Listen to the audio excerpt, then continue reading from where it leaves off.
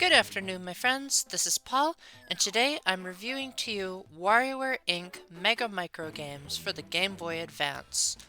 I remember initially not really getting the hype around the WarioWare series. I thought that it was insanely weird and just steeped of that zaniness that you really don't get in cultures outside of Japan. But then WarioWare Gold came along on the 3DS, and something in me just clicked. I don't know if it was the fact that it was fully voiced, or the fact that there were Nintendo references, but I just really fell in love with the series. But then WarioWare Get It Together kind of ruined that love when it came to the Switch. Thankfully, Mega Microgames really knew what it was doing right off the bat. It's even more insane that they nailed it on the first try when you consider that Wario was the antagonist of Super Mario Land 2, then went off to have a handful of platformers, then went on to become the president of a game-making company for this entry.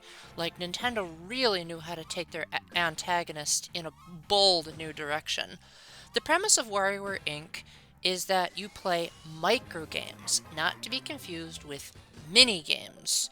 The reason they're called microgames is because you're given like a second of one word or two words telling you what to do, and then a couple more seconds to actually do it.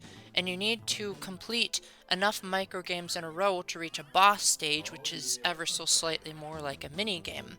There are different characters that offer you the microgames, and each character has a distinct theme of the general pattern of what to expect within those microgames. My particular favorite character is 9V because his minigames are all about Nintendo references, and the screen where you're going between game to game is like kind of a parody of Dragon Quest. It's absolutely hilarious how many things you take for granted in these Nintendo games that become full-fledged, well, as full-fledged as you can get in a couple of seconds, microgames like defeating Mother Brain by just standing still or jumping on Goombas.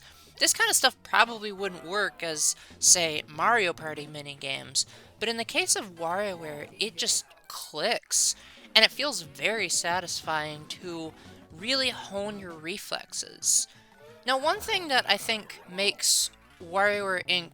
much more enjoyable is the fact that it has really, really good production values for a Game Boy Advance. It has voice acting, admittedly not that great, they're mostly just digitized voice samples, but at least they tried. And they even have cutscenes, and most of these cutscenes blow my mind that they managed to work on a Game Boy Advance. Obviously, they had to take creative limitations, as the Game Boy Advance could only handle so much. But most of these games are like much more pixelated and zoomed out, so it's really great to see things like windshield wipers that are trying to get rid of the rain coming on the windshield, or a chase scene that has multiple camera angles. Most of the time the cutscenes don't really make a whole lot of sense. They are pretty darn weird, and I definitely appreciate WarioWare Gold for including voice acting for these cutscenes. But they still do a decent job of setting up the premise of each individual character's selection.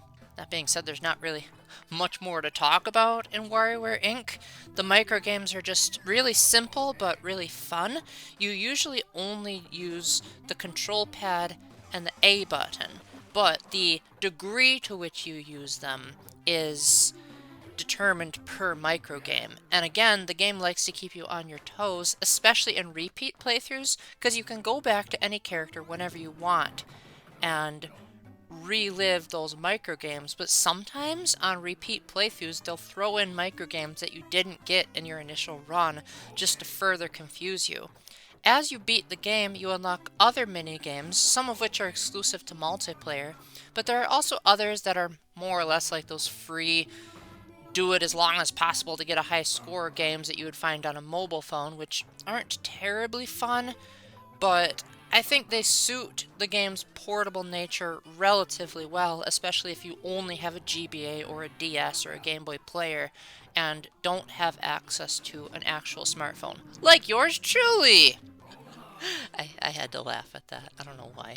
One thing that I encourage you to do is if you're playing this on Switch Online, I highly recommend that you don't use the save and rewind features as much as possible. I know it's tempting when you keep losing to these microgames, especially when they come at you so quickly, but there's a certain appeal to getting so many in a row and saying like, wow, you really honed your reflexes because you were able to react in a couple of seconds to a brand new concept. Admittedly, the game kind of broke me during the boss stages when those would be so long, and then I'd lose, and then I'd have to restart the whole cycle of microgames all over again. So in that sense, yeah, I cheated a little bit just because I don't like replaying content, but I felt like once I went back to the initial cycle and kept improving my reflexes and kept saying, okay, now I know when this word appears, this microgame will appear, and then I can get better at it. The game is pretty short. It should only take you a couple of hours to beat, but it also unlocks an endless mode, which is what the background of the WarioWare Inc. stage in Smash is based off of, where you just try to get a high score.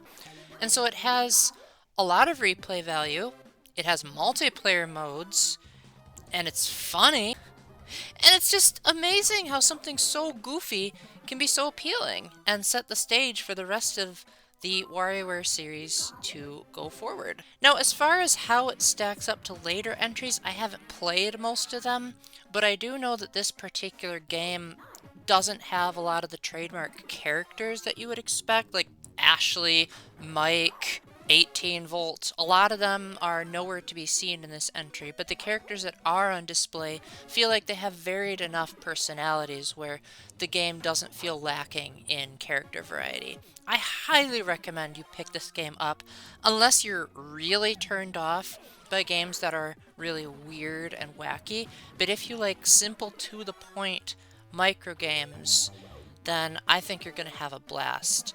I think on original hardware, this would probably serve you really well, especially if you can get it for cheap. But if you have the Switch Online expansion pack, you are in for an amazing time. So with that, thank you very much for watching. Let me know down in the comments what you think, or if you have any questions. Special thanks to my patrons, Matthew Rakowski, Spoon Ghost, and Splatcat, for supporting me financially. The link will be in the description if you'd like to join my Patreon. And until the next time, remember to keep the faith, stay epic, and God bless. Bye!